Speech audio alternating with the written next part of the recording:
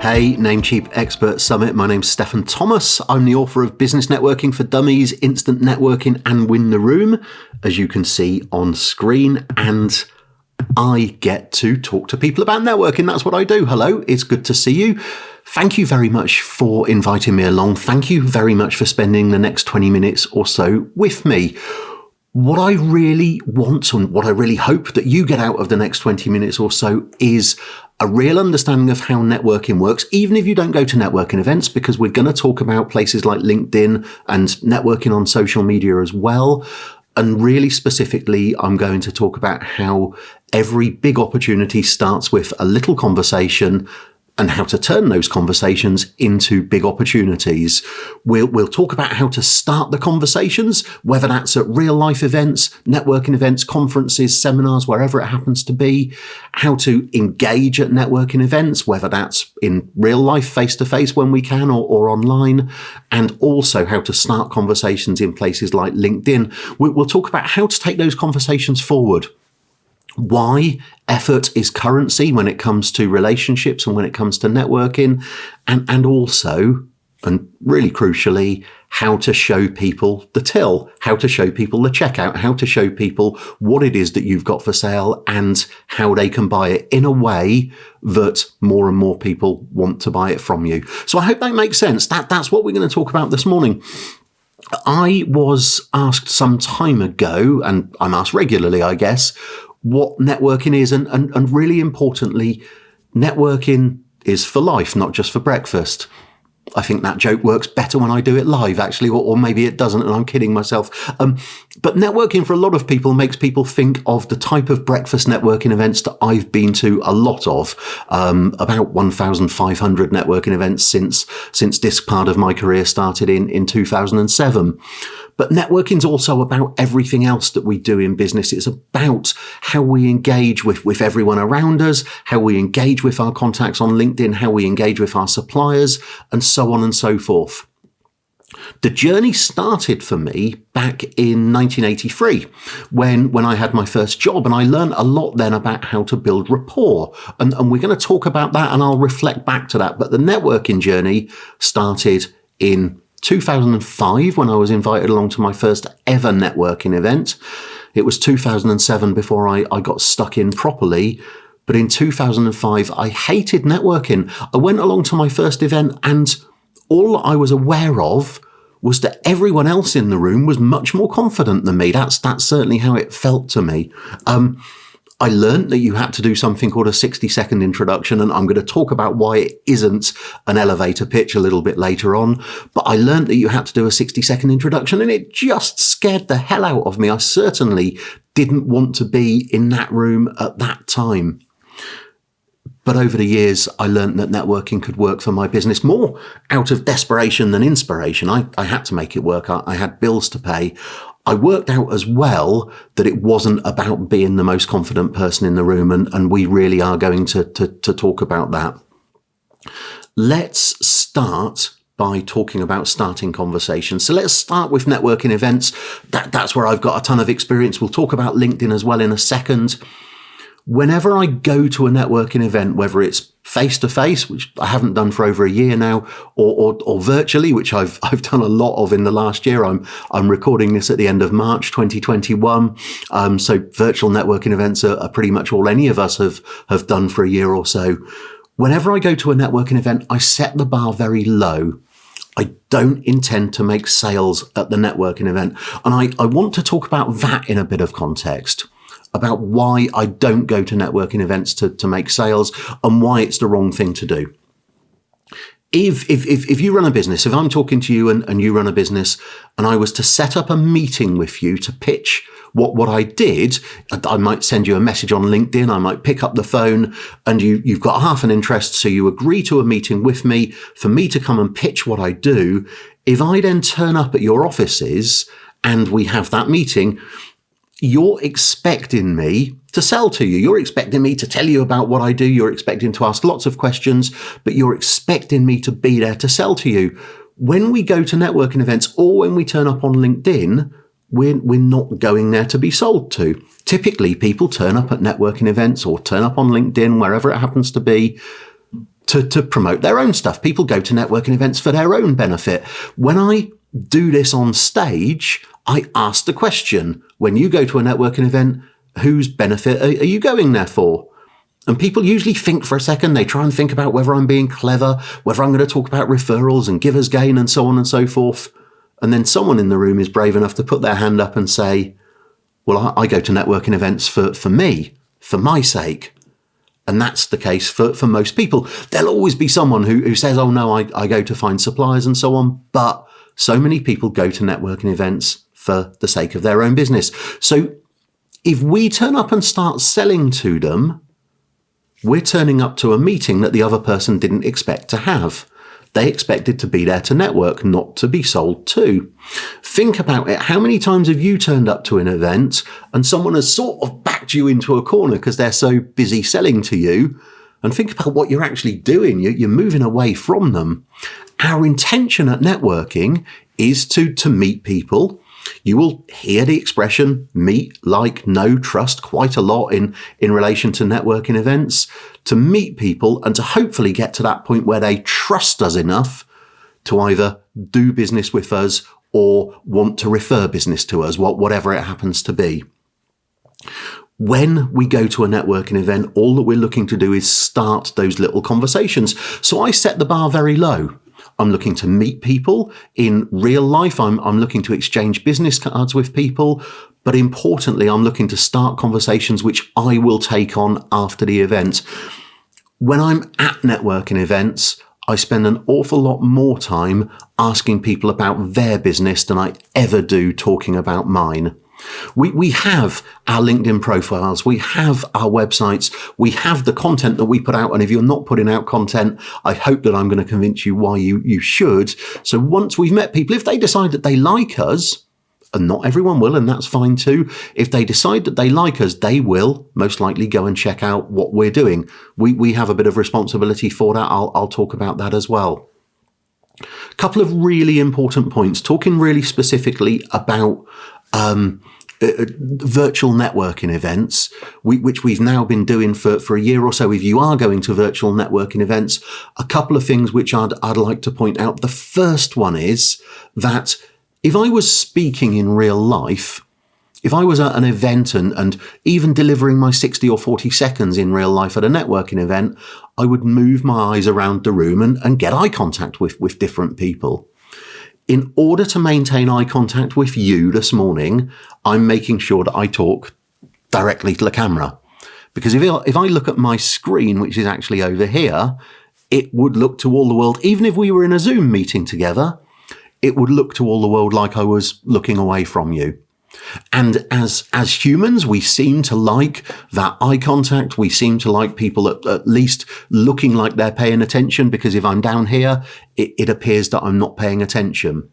So if you're at a networking event, if you're in a one-to-one, or if you're delivering your 40 or 60 second introduction, try and remember to look straight at the camera. I sort of remember to do it. I know a load of friends of mine have a sticker or arrows pointing at the camera on their laptop.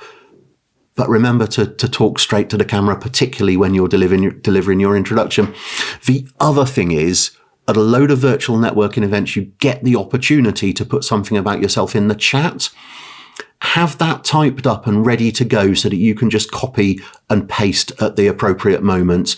There's nothing worse, not in my opinion at least, than watching people just after they delivered their introduction that they're suddenly doing this and typing away, when all you really need to do is have it written in a text file, copy and paste it. And by the way, if you use Apple devices, and I know I'll be talking to a load of Android users out there who will now turn off, but if you use an Apple device, you can copy on one device and paste on another. So I very often have something already typed up and ready to go on my phone that I can then paste into the chat on my laptop. When you're delivering your introduction, remember it's not an elevator pitch. You need to ditch the elevator pitch. You may have heard the expression elevator pitch a number of times. I first heard about it in the 1990s, and it was this idea that you would be getting in an elevator with Donald Trump, That's who it was when I first heard it and read about it. And you were only going up to the third floor and you just had 60 seconds when you needed to tell him everything about your business so that hopefully he would invest. Let's just think about a couple of things. If you really were in an elevator with Donald Trump and you, or Richard Branson or Alan Sugar here in the UK, whoever it happened to be, if you really were in an elevator with your best client or a potential investor and you just started telling them all about your stuff and broadcasting at them just because you had them literally locked in, they couldn't get anywhere, what's the likelihood that they're actually going to buy from you or get their checkbook out? And what's the likelihood that they're going to press the security button and call the guys to come and take you away? People don't get into elevators to listen about your business. When you deliver your networking introduction, it's not an elevator pitch. I've got two broad problems with the elevator pitch. The first one is what I've said. People aren't there just to listen about your business, so we'll talk about what you need to do instead. And the second problem I've got with it is that I'm recording this in England and we call it a lift. I stood up on stage in Glasgow in Scotland and said, we're in England and we all call it a lift, and almost got booed off the stage at that point.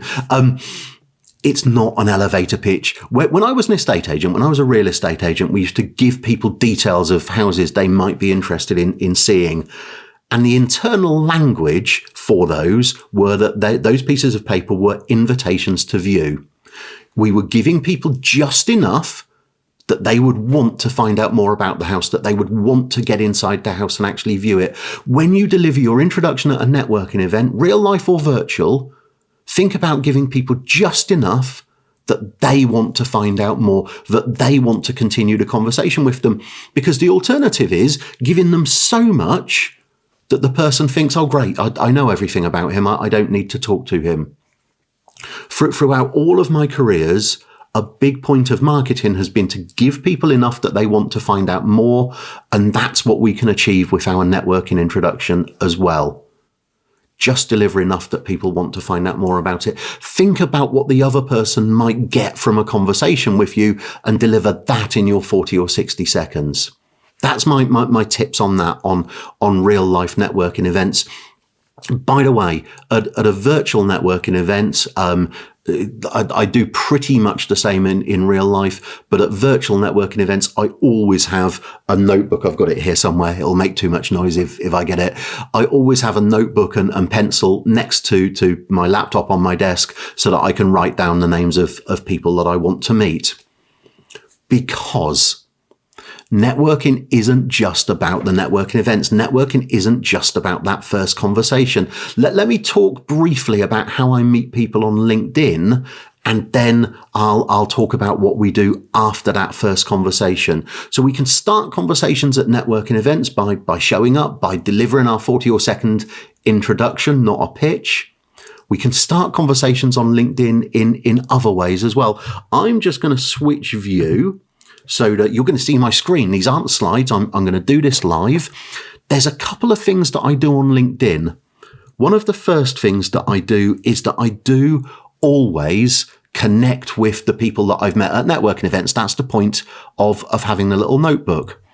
The other thing that I do is I look for opportunities to talk to people on LinkedIn that I've never met before, but who are interested in the same subjects as me. So let's think about that for a second. I've just done some training with some technical guys, and we were searching for things that were important to them and starting conversations with people. People are putting posts and articles on LinkedIn every day that you have expertise in, that you could add value to.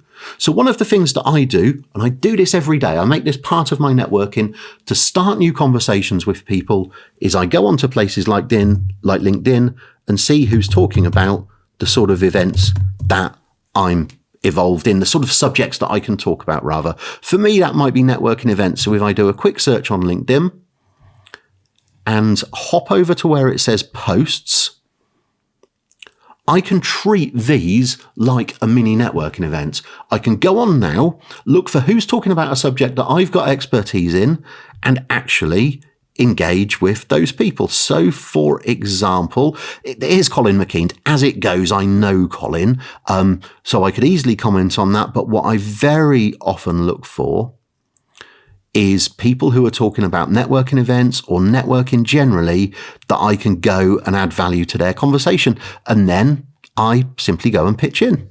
Let's find Colin's post here. I'm doing this all live. And let's...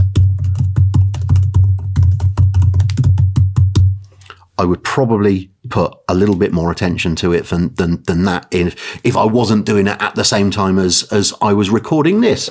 So let's bring myself back and talk about why I do that. I also go and comment on the posts of people that I've never met before, if I can add value to them. Because thinking about this for a second, if someone's posting about networking, if someone's talking about networking, if someone's posting about your subject, you may be able to add value to that conversation. If you go and comment on their post, they are really likely to see your comment, really, really likely, much more likely than if you make a post and you're not connected to them at this stage. But also, the other people who've commented, the other people who've liked may well see your comment as well. And what I find through doing that is that by going and adding value, by saying, if someone posts they're going to their first networking event, or maybe they're nervous about it, I'll go and post something. I might even say I've written an article over here that might be of interest to you. And then I tend to find that a load of those people then connect with me. They might engage in conversation. And everything that we do in business is designed to engage people in conversation so that ultimately we can talk about our own stuff, our own businesses. They may engage me in conversation. They may go and check out my profile and they may connect with me. And I've made a new connection. And the objection, which I always get at this stage, is people say, but isn't it a bit weird to go and comment on the posts of people that you're not connected to?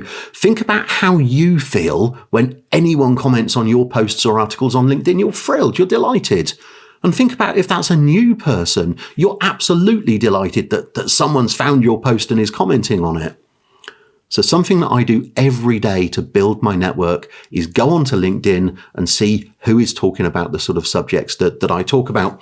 Once I've connected with people, then I put the effort into keeping the relationship going. Something that we do, which is really weird, is that in business, we want people to remember us after they first met us, but so often we put no effort into that at all. And what I like to think is that it's down to us to take responsibility for taking that conversation forward. So that's what I do. Once I've met someone at a networking event, if I've got their business card, if I've written down their name, and I then connect with them afterwards, make sure I connect with them on LinkedIn, but then I go onto their turf. I don't expect them to immediately come to me. I go onto their turf. So many people say, how can I get more people looking at my posts? I had this conversation with some guys yesterday. How can we get more people reading our stuff about our business? I asked them how much time they were spending looking at other people's posts, and they said, oh, we haven't got time for that. So why expect people to look at your stuff if you're not putting the time into at least being interested in them? Once I've connected with people, I then put effort into the relationship. I actively look for what they're posting and, if appropriate, like, comment, or even share it if it's right for my audience as well. When I started, I was lucky enough to work with Lloyds Bank in the UK. I'd met a senior guy from Lloyds Bank at a networking event. I connected with him on LinkedIn. And then after that, I sought him out. I looked for him once a week on LinkedIn, see what he had posted. And if I liked it, I would type a comment. And if it was relevant for my audience, I'd even share it. When Paul, that was his name, when Paul came around to organising his annual conference and wanted a speaker, he said, I couldn't ignore you. Every time I went onto LinkedIn, there you were, not advertising, but you were commenting, you were in my notifications, you were there. I couldn't possibly ignore you when it came to considering speakers for my business. So actually put in the effort into building the relationship with people after you've met them is really, really important. The biggest opportunity here is that most people won't bother. Most people will think that it sounds like too much like hard work, too much effort, but effort is currency. People are interested in you being interested in them. One of the first books that I ever read about networking, I've actually got it over here, was written in, I think, 1939, and it's a brilliant book for social media as well, How to Win Friends and Influence People by Dale Carnegie. And what Dale Carnegie says is that you'll win more friends in 2 months by being genuinely interested in them than you will in 2 years by trying to be interesting to them. And yet what most of us do when we connect with people that we've met at networking events or met online is that we try and be interesting to them. We try and just post and tell them all about us and our business, and we expect them to pay attention to us. How about turning the tables? How about paying attention to them instead? Because here's what you'll find.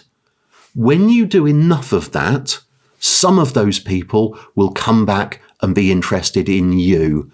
And this is where your content, what you're putting out there, is so vitally important. Some of those people will come back and look at what you're posting. Some of them will pay attention to you if you've been paying attention to them. Then you've got to think about what you're putting out there. We talked earlier about the meet, like, know, and trust, or know, like, trust. Something which I do constantly, several times a day, is post helpful content. So I put videos, written content, podcasts out there about networking subjects, social media subjects, LinkedIn subjects, stuff which other people can get value from. The point of all of my content is to be the first to bring value to every relationship. So if people check my content out online, it's not just adverts, it's me being truly helpful to people. So what's the point of that? One of the biggest compliments that's paid to me when clients engage me who've not yet met me is that they very often say, we felt like we already knew you. Because by putting written, this is how I type, by putting written content out there, by putting video content out there, by putting audio content out there, they feel that they can engage with me online. They feel like they can get to know me. I do quite a lot of professionally shot video stuff when I'm on stage, but also I do stuff like this, just talking to camera. People feel like they already know me. Can you imagine how important that is in business, particularly providing business-to-business services, that people feel like they know me, that it's not a cold introduction for them, that when we do speak on the phone, and I'm going to come to that in a second, they feel like they've already got that rapport with me. Make sure you're putting helpful content out there.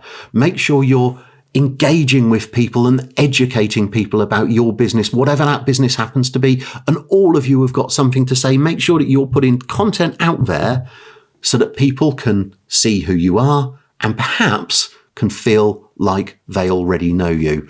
I choose to put written, video and audio content out there across LinkedIn, Facebook, my own blog on my website, Instagram as well, YouTube, obviously, and anywhere else that'll have me, anywhere else that I think is valuable for me to put content out there. Every big opportunity starts with a little conversation. Once we've started those conversations, it's up to us to put the effort into continuing them and then to give people something to look at. So where does all of this end up? If you've ever been, I started working in fashion shops, in shoe shops. If you've ever been in a fashion retailer, anywhere, somewhere up on the ceiling, it says pay here. There's a big sign which tells you where the tills are, where the checkouts are, so that when you've chosen what you're going to buy, it's very obvious how you actually transact business with us. Once you've put all of this effort into building relationships, do at least make sure that people can see where the till is, can see where the checkout is. As well as the helpful content, don't be shy of occasionally telling people what you've got to offer, what your business is. One of the things which is really important to me is that as much as I talk about social, as much as I talk about LinkedIn, as much as I talk about networking, all of this is a gateway. So that at the moment that anyone shows half an interest in buying from me, if anyone says, oh, we'd love to have you speak at our conference, or do you offer any courses on networking or anything like that, I use all of this as a gateway to get them into an actual conversation so that we can be actually talking face-to-face or Zoom, the March 21 equivalent of face-to-face, so that we can actually be talking face-to-face and we can take that conversation forward. So many sales are lost, in my opinion, because people try to do it through LinkedIn Message, Facebook Messenger, whatever it happens to be. Whereas if people had actually used all of this as a gateway to real conversations, they would have found those sales much easier to achieve. Whenever anyone shows interest in anything that I do, I believe in the half-life of enthusiasm. I believe that they're interested in that moment, but that moment may pass. They may spot something else for their business tomorrow. So I act on it quickly, and I look at the opportunity to actually have a proper conversation with them, rather than just relying on social, rather than just relying on a message to handle that. That has been a whistle-stop introduction into networking.